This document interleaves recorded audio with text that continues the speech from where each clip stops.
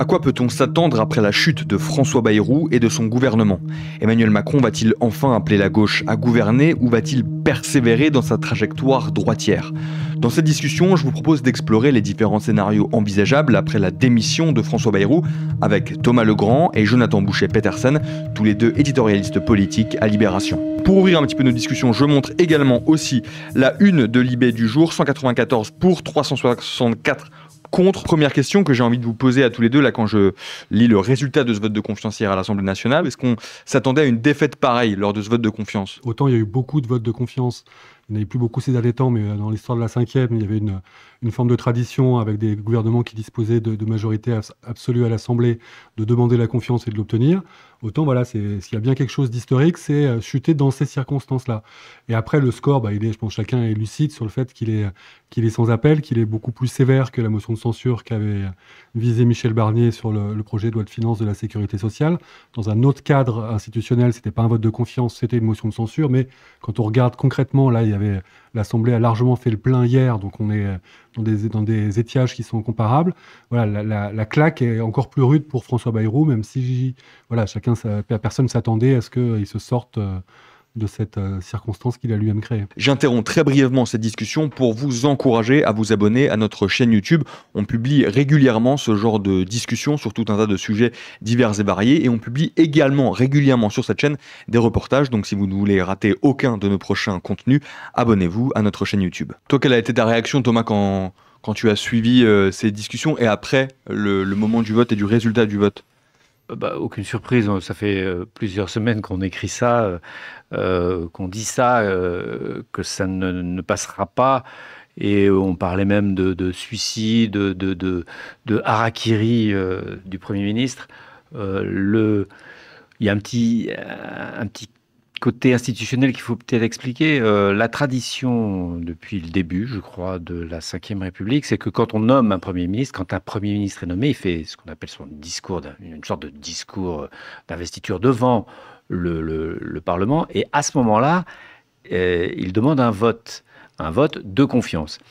Depuis 2022, depuis qu'il n'y a plus de majorité absolue, les premiers ministres qui étaient nommés ne demandaient pas de vote de confiance. Ce n'était pas obligatoire. Et là, François Bayrou l'a demandé en cours de mandat, si je puis dire. C'est ça qui est historique et qui est institutionnellement inédit.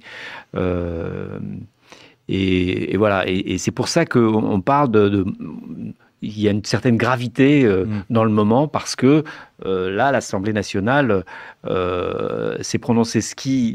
Moi, la première réflexion, c'est quelque chose d'assez désolant. Non pas que François Bayrou ait perdu, ça, je trouve ça logique et peut-être même mérité, mais ça met dans une situation un peu d'irresponsabilité, parce qu'en France, on peut renverser un gouvernement sans avoir une majorité de rechange. Il y a des pays, comme en Allemagne, où on peut renverser une coalition à condition qu'on ait une coalition de rechange à proposer. C'est-à-dire que là, il y a encore une addition de non, une addition de refus qui font tomber un Premier ministre, mais le problème, c'est que ces refus sont pas compatibles, et du coup, il va y avoir encore un sentiment, un peu comme quand il y a eu le non en 2005 au référendum sur les institutions européennes.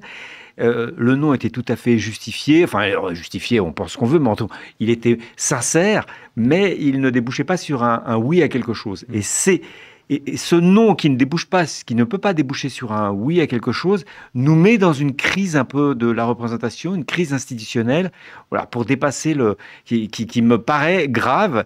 Et je ne sais pas si la réponse est politique ou institutionnelle, on pourra y revenir. Moi, je pense qu'il y a une réponse politique, mais ça, on pourra y revenir. C'est là où il y a juste pour nuancer, c'est que c'est là aussi où il y a la responsabilité de celui qui est en responsabilité, oui, pour faire une petite répétition, d'être de se hisser au niveau de la circonstance. C'est-à-dire que si François Bayrou finit par fédérer face à lui autant de personnes qui n'ont rien à voir sur le plan des valeurs, mais qui considèrent et les uns et les autres qu'il est temps de dire stop, c'est aussi parce que, je rappelle que la feuille de route, quand il a été nommé par Emmanuel Macron, c'était d'élargir la majorité présidentielle, élargir les gens qui étaient capables d'accompagner l'action de ce gouvernement-là. voilà, chacun fait la chronique et tout le monde a bien pu voir que François Bayrou n'a jamais voulu, n'a jamais su, ne s'est jamais donné les moyens, a quand même brillé par sa suffisance, brillé par sa capacité à dire il y a moi et les autres, moi j'ai raison, les autres sont pas au niveau. Donc il y a eu quelque chose qui s'est grippé très vite dans sa façon d'embrasser la fonction et d'embrasser le moment. Donc après, voilà, la sanction, elle pose toutes les questions institutionnelles, mais c'est autant, moi je pense qu'il y a les deux leviers, quoi. Il y a autant la pratique de la politique par le personnel politique et les différents partis, que le cadre institutionnel. Après, évidemment que le fait majoritaire, à partir du moment où on est dans un système de blocs, de 3 blocs, il y a quelque chose qui se grippe sur le plan institutionnel. Après, voilà, on peut prendre en Allemagne tel ou tel point. La vraie force des Allemands, c'est la culture de la coalition, la culture du contrat de gouvernement, la culture de la négociation. Je rappelle qu'un bon compromis, c'est pas un compromis où il y en a un qui est un peu plus fort et qui impose aux autres, parce qu'il n'y a pas d'autre choix. Un bon compromis, c'est une discussion où tout le monde a l'impression de souffrir à la fin. C'est quoi la suite, en fait, là depuis le vote d'hier soir?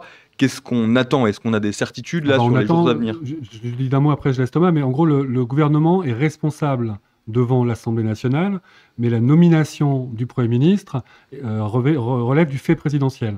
Donc là, François Bayrou a remis sa démission parce que son gouvernement est tombé, ça, il n'avait pas d'autre choix.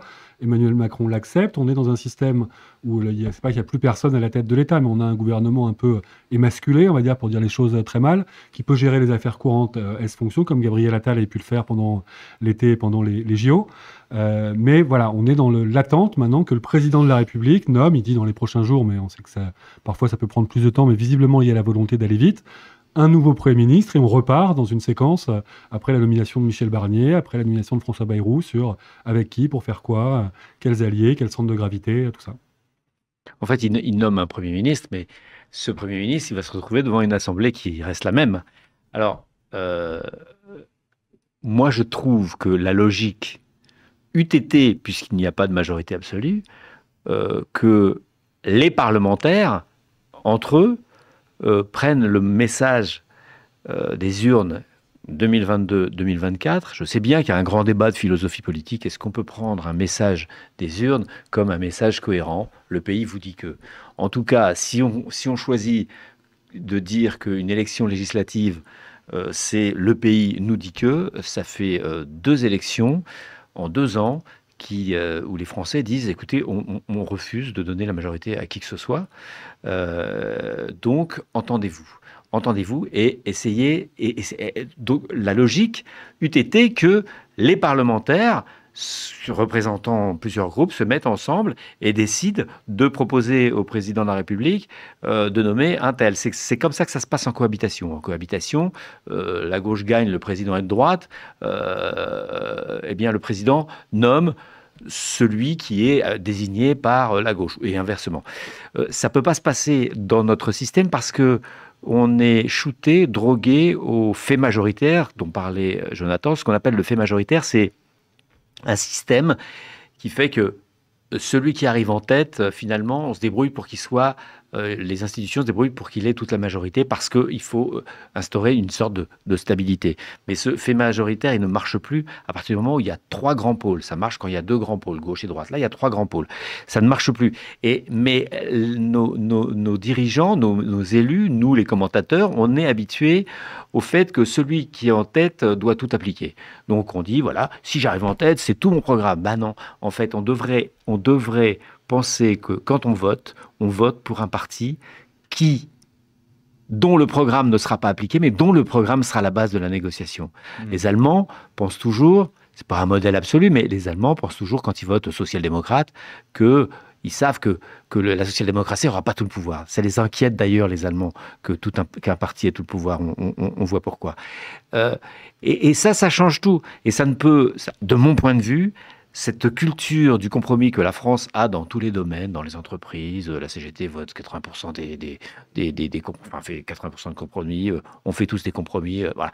On ne l'a pas en politique, alors on dit voilà parce qu'on est une culture d'affrontement. Moi je pense pas, je pense que les institutions et en tout cas le fait majoritaire dans le mode de scrutin nous a formaté comme ça, et la proportionnelle nous formaterait autrement. Nous-mêmes, on commenterait différemment. On dirait pas qui va gagner les prochaines législatives, on dirait avec qui vont s'allier les écologistes, avec qui vont s'allier. Et là, il y aurait peut-être une vie politique plus apaisée parce que les partis feraient attention à ne pas trop brutaliser leurs voisins idéologiques, parce qu'ils se diraient, on va peut-être gouverner avec eux, et si on les brutalise trop, eux gouverneront avec leurs propres voisins idéologiques de l'autre côté. Je pense, mais c'est peut-être un vœu pieux, que ça changerait quelque chose. Non, mais moi, je suis d'accord pour dire que ce serait un cadre plus vertueux. Après, je pense quand même qu'il y a moyen de faire mieux à cadre équivalent. Oui, Parce que bien sûr. là, il y a quand même le problème de base. Et Non, je suis d'accord. Qui crée une colère. Et c'est parce que je constate qu'ils ne font pas mieux à cadre équivalent que... Mais un préalable, quand on évoque les élections de 2022, de 2024, avec voilà, des résultats qui ont été difficiles à lire peut-être, mais où il y avait quand même quelques messages clairs, quoi, qui étaient le macronisme, ça suffit. Il y avait cette idée que voilà, la prédominance d'Emmanuel Macron avec la présidence de la République, une majorité absolue, les Français, en plus, en accentuant ce message au fil des élections, ont dit ça c'est fini. Donc c'est vrai que le fait de ça c'est pas entendu. Et ça c'est le nié. Et ça c'est nié. En fait, c'est-à-dire que le bloc central dont on nous explique, et je pense d'ailleurs même dans les mots il y a un problème. C'est-à-dire ce bloc central qui, de fait, par l'imposition de ce vocabulaire, veut se placer au centre du jeu, ne peut plus être central, ne peut plus être celui qui met en scène ou qui crée les conditions de la coalition. C'est en ça que l'évitement du résultat du vote des dernières législatives, avec un bloc imparfait, mais qui ne l'est pas. Là, on voit on nous a expliqué que le bloc du socle commun, donc qui rassemblait le camp présidentiel plus LR, c'était un gage de stabilité pour à l'arrivée voir quasiment la moitié du groupe LR ne pas voter la confiance à François Bayrou, avoir les guerres qu'il y a aujourd'hui de lignes et de positionnement et de stratégie entre Laurent Wauquiez et Bruno Retailleau. Donc, il ne faut pas trop jeter la pierre les uns les autres. C'est compliqué de créer des coalitions, c'est compliqué de créer des cartels électoraux quand la situation l'exige. C'est le cas du NFP dont on a vu aussi toutes les limites, mais ce qui aurait été sain, et peut-être que c'est de prendre les choses dans l'ordre. C'est de ne pas donner le sentiment à des gens, et notamment les citoyens, qu'on essaye de contourner le message qu'ils ont voulu faire passer. Et ce qui abîme, et c'est pour ça que ça fait aussi le lien avec 2005, c'est qu'à chaque fois qu'on a le sentiment qu'un message est passé, que tout le monde a compris que c'était ça le message qui était passé, c'est-à-dire la fin du macronisme, plutôt la gauche en tête, et en tout cas pas de RN tout de suite, ben voilà, à partir de là, il y avait quelque chose à construire, mais il fallait qu'Emmanuel Macron, pour des questions d'ego, pour des questions de psychologie, pour des questions de conviction aussi, soit capable de regarder le réel tel qu'il est. Alors, il faut être juste, je pense, Jonathan, la faute en incombe d'abord à Emmanuel Macron, parce qu'il a un totem sur la justice fiscale. L'injustice fiscale. Ouais, sur l'injustice. Enfin, son totem négatif, c'est la justice fiscale. Alors que là, vraiment, il y a une majorité des parlementaires. Il n'y a pas que la gauche qui est pour ça. Une grosse partie du MoDem. Le Rassemblement national pour de mauvaises raisons, mais enfin, en tout cas, il y a de quoi faire. Ça, c'est indépassable. Il a perdu 2 fois les élections législatives et il garde ce totem. C'est pas démocratique, c'est un abus Et de l'autre côté, dans le NFP... Parce que juste pour comprendre là-dessus sur cette question fiscale, les deux camps qui s'affrontent idéologiquement, c'est d'un côté plus taxer peut-être un peu plus les ultra-riches, une grande participation des ultra-riches, et le camp présidentiel qui veut maintenir... Il veut maintenir un statu quo fiscal qui a été accepté par la majorité des Français au début, puisqu'il a gagné les élections en 2017 présidentielles, parce qu'il y avait ce discours de ruissellement, parce qu'il y avait ce discours de remise en avant, de remise en marche. On voit bien que tout ça n'a pas marché, donc les Français ont décidé par 2 fois, par les législatives, la présidentielle c'est spécifique, on sait le rôle contre Marine Le Pen, par 2 fois ils ne voulaient plus de ça, et pourtant ils s'accrochent à ce truc-là. Et ça, on ne peut pas s'accrocher après 2 élections qui disent le contraire, on ne peut pas s'accrocher à ça. La faute en revient aussi de façon moindre, mais à mon avis de façon quand même embêtante, à la gauche, à partir du moment où une partie de la gauche, je pense aux Insoumis, disent « nous on est arrivé en tête », et donc c'est notre programme et rien que notre programme. Non, notre programme et rien que notre programme, c'est quand on a la majorité absolue. Ils n'ont pas la majorité absolue.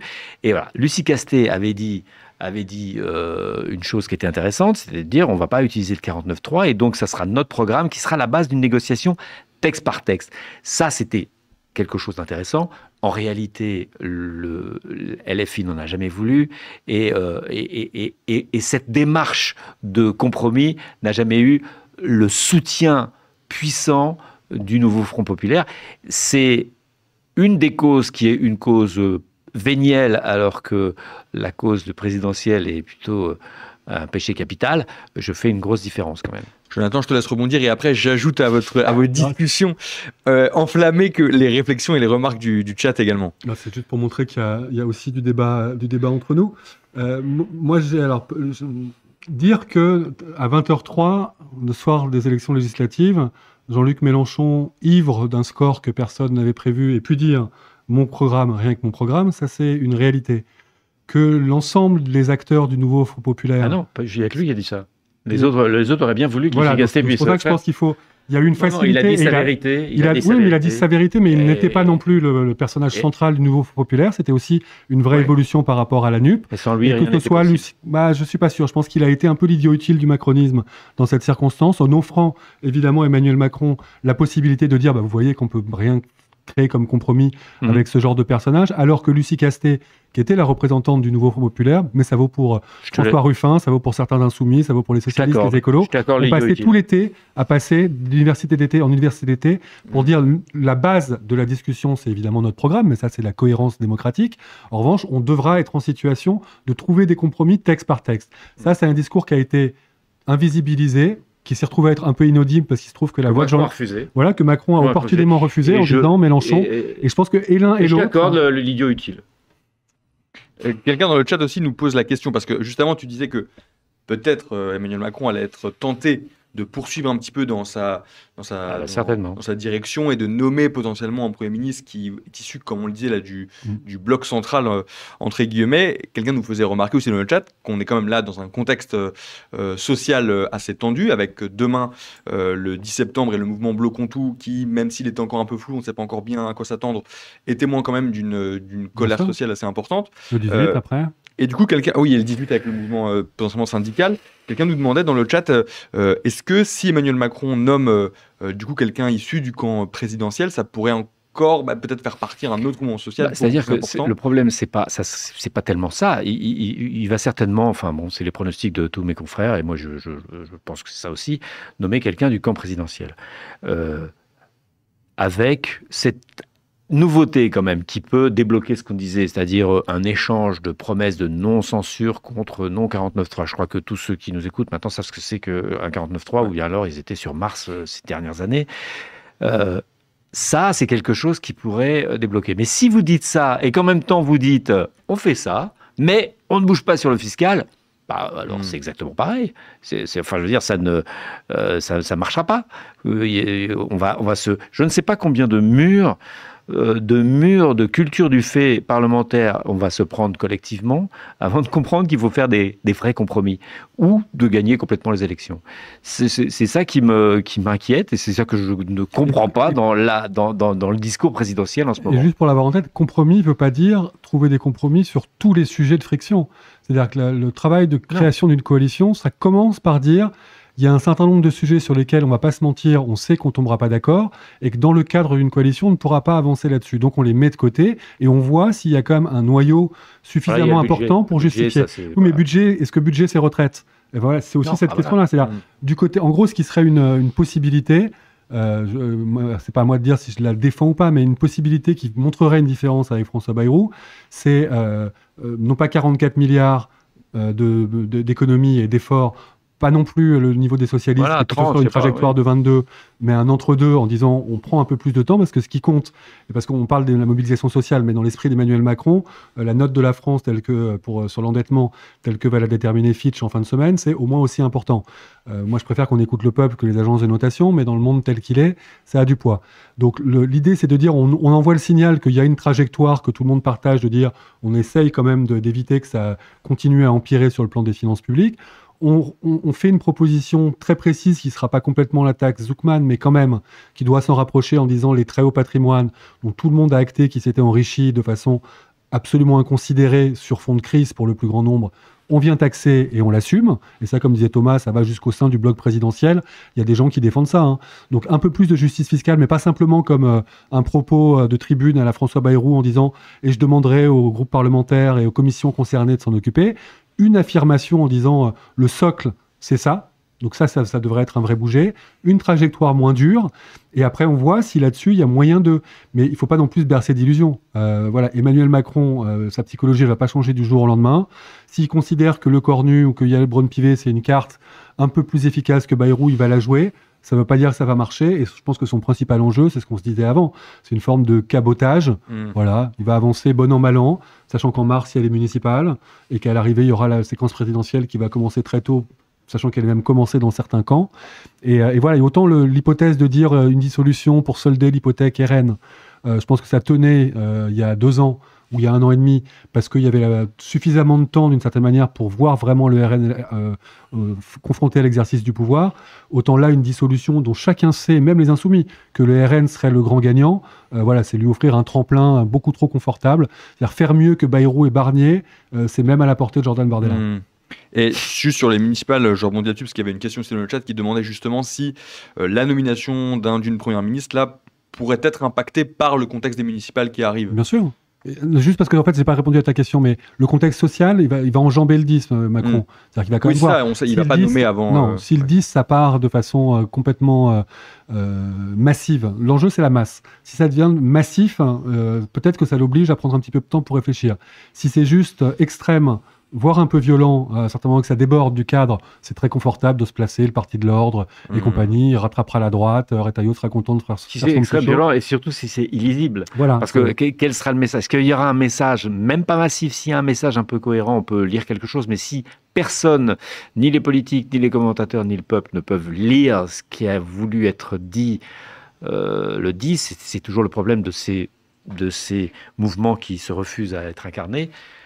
Ça va être compliqué. Ouais. Mais ils ont besoin d'être incarnés pour avoir des débouchés, et en même temps, le fait de les incarner a tendance à les tuer dans l'œuf. Je vous lis une question du chat. L'unique solution au blocage actuel n'est-elle pas de nommer un Premier ministre socialiste de Cazeneuve à Fort qui évitera la censure, cette même censure à laquelle un Premier ministre provenant du camp présidentiel LR ou RN s'exposera presque automatiquement, comme cela a été le cas 4 fois ces 2 dernières années? C'est-à-dire que si on nomme un Premier ministre socialiste, l'intérêt, l'avantage, c'est qu'au moins le président aura reconnu qu'il a perdu. Qu'il a perdu en 2022, que son camp a perdu en 2024. C'est une reconnaissance une reconnaissance de ce qu'a dit le peuple. Et c'est une reconnaissance insatisfaisante parce que les socialistes n'ont pas gagné. Ils ont 66 députés, c'est ça. Donc il faut que les socialistes, à ce moment-là, nous disent si, comme dans l'histoire de notre pays, c'est vraiment le parti parlementariste, le parti qui préfère la voie parlementaire plutôt que la voie plébiscitaire, la voie personnaliste, présidentialiste. Et dans ces cas-là, le Parti socialiste doit dire, écoutez, on va s'ouvrir complètement, notre programme ne va pas être appliqué, mais ce qui va être négocié va partir de notre programme et on va s'ouvrir. La question de savoir s'il faut des ministres ou pas, c'est assez secondaire. On va s'ouvrir avec pas de 49.3 contre pas de motion de censure. Et si c'est ça, il ne faudra pas s'attendre à grand-chose. Si vous êtes de gauche et que vous attendez, il ne faudra pas s'attendre à grand-chose. Et le problème, c'est que comme il ne faudra pas s'attendre à grand-chose de très révolutionnaire, le Parti socialiste va laisser la contestation de la politique qui sera insatisfaisante à un seul acteur, là on rentre dans la stratégie, LFI, et donc c'est acté aussi une séparation de fait, et un peu dur pour ceux qui sont plutôt pour l'union de la gauche, de la gauche, et ça augure mal des prochaines élections. Donc je ne sais pas si c'est à souhaiter si on est de gauche, j'imagine, lecteur de Libération, je présuppose que notre questionneur est de gauche. Je comprends que les socialistes proposent ça parce que c'est un truc de responsabilité. Après, est-ce qu'il faut le souhaiter? J'ai du mal à savoir. Le plus confortable pour les socialistes, c'est d'avoir fait passer le message qu'ils étaient vraiment prêts à gouverner, mais que surtout, on ne leur propose pas de gouverner. C'est ça. C'est un peu ça le truc. C'est ce qui va se passer, je pense. Et c'est ce qui peut se passer. Donc après, ça pose un problème. Et encore une fois, on essaye de rafistoler quelque chose qui a été mal géré depuis le début. C'est-à-dire qu'il y avait une vraie légitimité à proposer au nouveau Front populaire de prendre ses responsabilités, comme on le dit, 149.3, avec l'enjeu de trouver des compromis. Quitte à ce que ça ne fonctionne pas, ça aurait même été beaucoup plus confortable pour Emmanuel Macron politiquement de dire, voilà, moi je suis quelqu'un de légitimiste, j'ai entendu ce qu'a dit les urnes, mais vous voyez bien que ça ne fonctionne pas, donc je tente une autre option qui aurait probablement été celle qu'on a eue avec Michel Barnier ou François Bayrou d'une alliance avec LR, qui n'est pas absurde, vu ce qu'est devenu le macronisme dans l'exercice du pouvoir, avec un Gérald Darmanin à l'intérieur ou à la justice, avec une politique quand même largement droitière sur bien des sujets. Voilà, l'allié naturel, il était plutôt côté LR, il ne faut pas se mentir. Que côté... Oui, l'allié naturel était LR, mais la faute originelle, c'est quand même de ne pas avoir proposé au NFP, parce que proposer au NFP, c'était créer une culture de compromis obligatoire. Et surtout, il faut pas oublier qu'aux dernières législatives, le fait le plus marquant, c'est que les Français se sont mobilisés en masse. Peut-être que c'est pas très positif parce que c'est encore pour dire non, mais pour dire non au Rassemblement national. Et qui était à l'initiative de ça? C'était le NFP qui s'est réuni alors qu'il pensait pas. Il y a beaucoup de choses sur lesquelles il pensait pas la même chose. Il faut se souvenir que François Hollande et Philippe Poutou étaient dans le même camp. Quand on demandait à François Hollande, mais pourquoi vous êtes dans le même camp? Et ben voilà, quand il y a un risque d'extrême droite. Mon camp, c'est celui de Philippe Poutou. La gauche a fait réélire Gérald Darmanin, a fait réélire Elisabeth Borne. Je ne pourrais pas gouverner avec lui, mais il y a des moments historiques. Des moments historiques où quand il y a une menace fasciste, pour utiliser des grands mots peut-être un petit peu grandiloquents, la gauche se réunit et a ce rôle un peu historique vis-à-vis du pays, de dire non, elle a rallié du monde, bien au-delà d'elle, parce que tous les gens de droite qui ont voté pour des socialistes, parfois beaucoup moins pour des insoumis, et qui ont voté pour des écologistes, et surtout la masse des gens de gauche qui ont voté encore une fois, et ils font ça tout le temps depuis 2002, pour des gens de droite, pour faire barrage, ça se respecte. Ça se respecte. Et ça n'a pas été respecté. Il faut toujours rappeler que les bornes du Front républicain, c'est en gros de Poutou aux macronistes. LR n'est pas appelé au Front républicain. Poutou est révolutionnaire, je ne suis pas sûr qu'il ait envie lui-même. Mais en tout cas, les insoumis sont dans le Front républicain. C'est surtout pour dire de l'autre côté que LR n'est pas dans le Front républicain. Donc c'est vrai que les premiers gouvernements... Non, LR. LR n'appelle pas au Front républicain. Ah oui, d'accord. Oui, d'accord. Je pensais qu'il parlait de l'arc républicain. Ils sont dans l'arc républicain, mais quand la situation se pose de choisir entre un candidat de gauche et un candidat du RN, ils ne savent plus faire la différence et ils votent, leurs électeurs votent le plus souvent RN aujourd'hui. Donc c'est vrai que sortir de cette élection, dont le principal enseignement, je suis assez d'accord, était cette idée de dire non au RN. Alors c'était vraiment pas ce qu'on disait au début. Et elle a demandé à Michel Barnier de devenir Premier ministre, de mettre Retailleau à l'intérieur. Enfin, il y a quelque chose, c'est juste incompréhensible et inacceptable. Donc voilà, on s'habitue à tout et on finit par regarder de façon distanciée cette espèce de théâtre des ombres de plus en plus concernant. Voilà, il y a. Ça, c'est un coup de poignard démocratique. Le même Emmanuel Macron s'était réenchanté la vie démocratique. Première promesse originelle qui en faisait sa spécificité. Deuxième promesse. Moi, avec ma façon de gouverner, ma vista, mais il n'y aura même plus de raison de voter pour le RN. Franchement, quand il s'agira de faire le bilan... Troisième promesse, mon mandat sera écoulé. Et ne sera pas. Quoi. Donc, on est vraiment dans quelque chose qui abîme la parole publique, le fait politique, le lien entre les citoyens et leurs représentants, comme peut-être jamais avant lui. On s'en rend pas compte aujourd'hui parce que on a le nez dans la crise et dans les crises et que ça a été compliqué ces dernières années. Mais voilà, le bilan d'Emmanuel Macron, c'est pas qu'il sera problématique, c'est qu'il sera historiquement catastrophique. Je préempte... parce qu'après on va décider ce qu'on fait comme... Je préempte le sujet, je vais proposer ça, j'ai envie de faire pour demain ou pour tout à l'heure comme édito de Libé, retour sur quand même le NFP. Tu l'avais pas un peu fait? Si, le NFP, en 2022, il fallait vraiment donner la chance au NFP pour... installer la culture parlementaire et puis pour donner quitus à la logique pas l'arc républicain, mais du Front républicain. Et ça, c'est la faute originelle. On va le rappeler. Mais la vraie difficulté, c'est qu'en fait, Emmanuel Macron, à chaque fois dans l'entre-deux tours, comprend que c'est le barrage qui va le faire élire, que de fait, c'est le barrage qui le fait élire, et que dès qu'il est élu, il dit « Ah, quelle validation de mon programme !» Voilà, tant qu'on est dans cette arnaque-là, on va dans le mur. Hein. Et vous vous doutez bien que notre communauté, en effet, aimerait aussi que Emmanuel Macron donne sa chance à une personnalité issue du NFP, ou en tout cas de la gauche, pour piloter, pour diriger un futur gouvernement. On a sondé notre communauté Instagram tout à l'heure pour savoir qui, selon vous, du coup, devait devenir Premier ministre. Je vais vous lire quelques noms qu'on a pu avoir et vous nous dites si c'est possible ou pas selon vous et pourquoi. J'en prends quelques-uns comme ça à la volée. Je lis par exemple que quelqu'un nous disait que selon lui, devait devenir Premier ministre Christiane Taubira. Je pense que c'est si c'est pour que ça dure 10 minutes, en fait, on peut se faire plaisir et mettre des gens qu'on aime bien. Il faut prendre en compte une réalité politique et parlementaire qui est une réalité arithmétique. Ça ne marcherait pas. Olivier Faure, possible ou pas possible selon vous? Ce serait possible à partir du moment où il a dit qu'il voulait pas de 49.3 et pas de censure. voilà, et puis, pourquoi pas. Possible, mais encore une fois, ce que je disais tout à l'heure, je suis même pas sûr qu'ils le souhaitent vraiment. C'est-à-dire, eux, ils veulent profiter de la séquence pour se différencier une bonne fois pour toutes des insoumis en disant, voilà, il y a des gens qui cherchent à renverser Emmanuel Macron et qui revendiquent une certaine façon de faire de la politique. Nous, on essaye de réinscrire l'identité socialiste comme étant autre chose et tout aussi crédible. Donc voilà, la séquence où tout le monde a reconnu que c'était possible, mais finalement ça se fait pas, c'est quand même le mieux. Parce qu'un Olivier Faure qui demain devient Premier ministre, on entre dans une période de négociation catastrophique et sûrement vouée à l'échec avec les macronistes, avec des LFI à l'extérieur qui crieront au procès en trahison. Voilà, la ligne de crête qui permet de faire des petits pas insatisfaisants sans apparaître comme étant l'assurance vie du macronisme, honnêtement, elle est quasiment impossible à tenir en ce moment. Donc après, nous, on est, comme tous les électeurs de gauche, entre François Bayrou et un responsable socialiste, on préfère un responsable socialiste, si on se pose la question comme ça. En revanche, est-ce que c'est le bon moment pour que la gauche renoue avec une capacité à transformer la société? Non. La gauche, elle a besoin d'être au rendez-vous présidentiel avec des choses à dire. Et d'ici là, malheureusement, je pense qu'on va être dans une instabilité un peu permanente, quel qu'en soit le casting.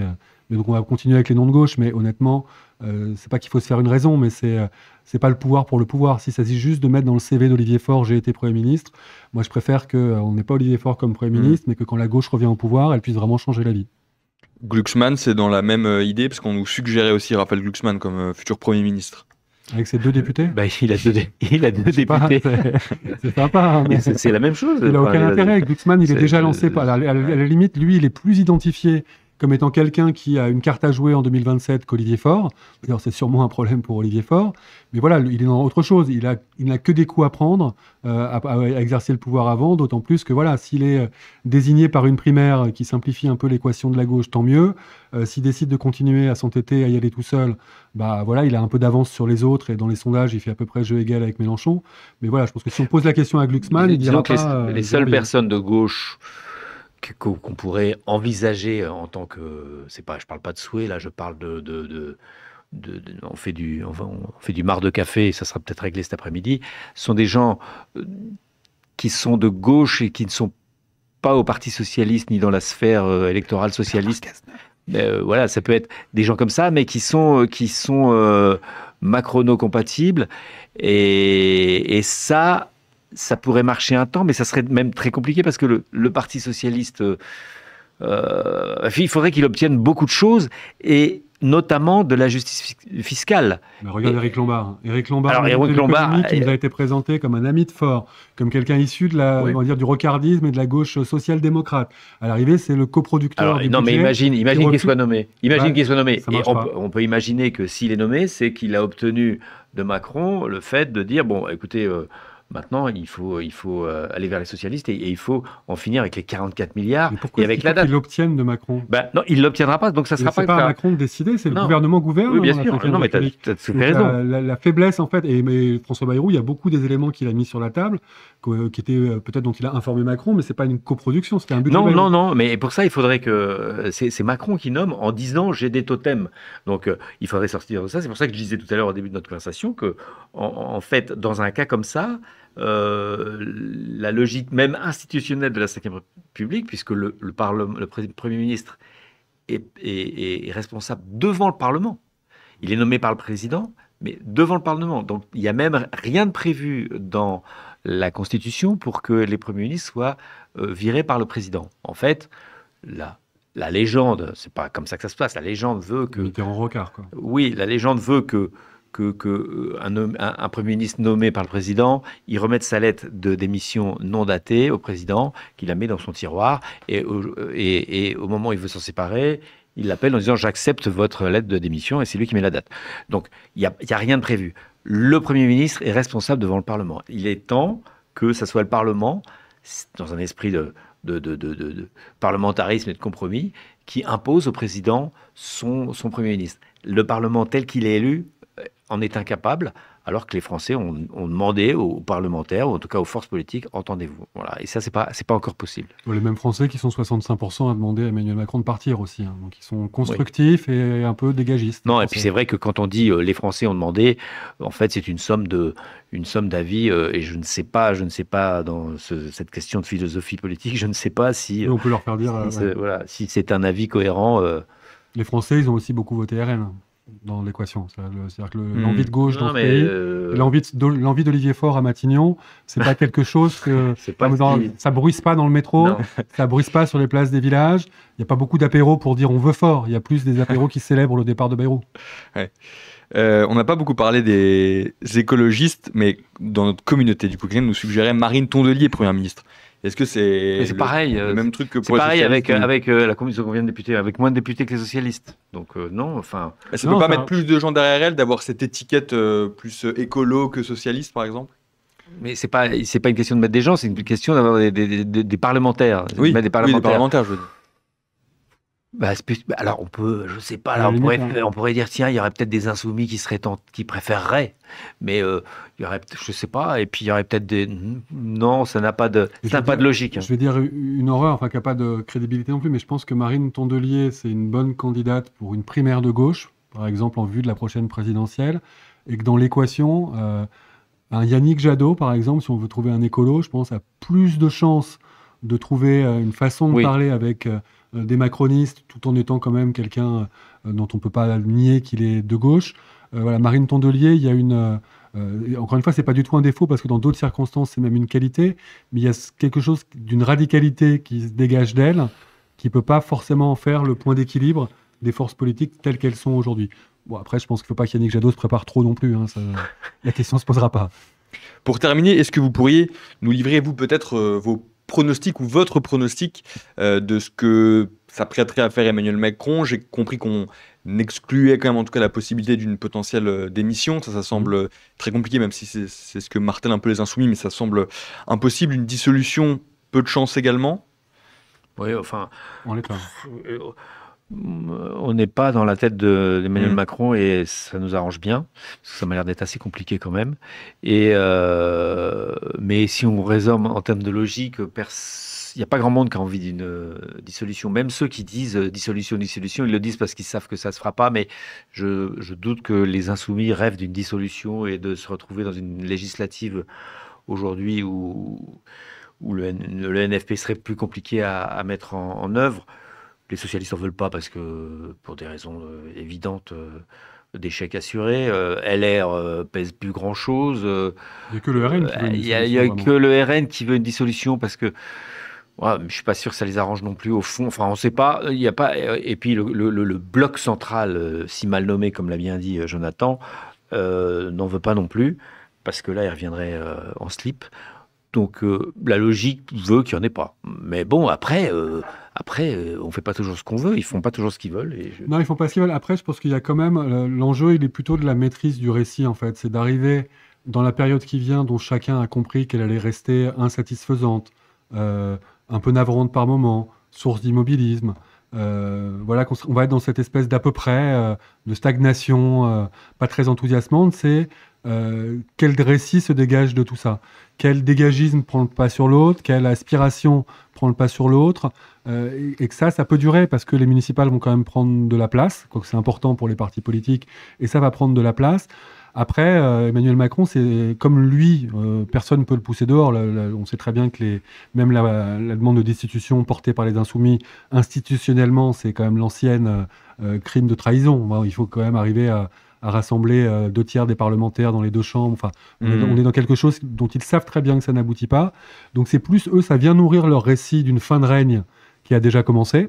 Donc c'est l'idée de dire, que ce soit la dissolution contrainte ou que ce soit la destitution, c'est de dire Macron n'a plus la main, on est déjà dans l'après-Macron.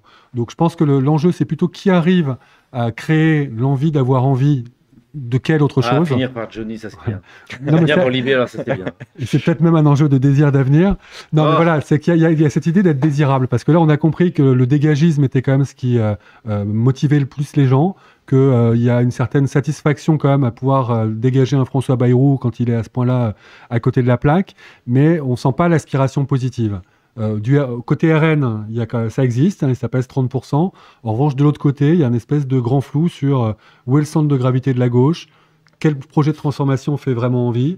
Voilà. Et ça, je pense que personne n'a vraiment intérêt à ce que les cartes soient rebattues. En revanche, tout le monde a intérêt à espérer avoir la meilleure main possible quand la question se posera.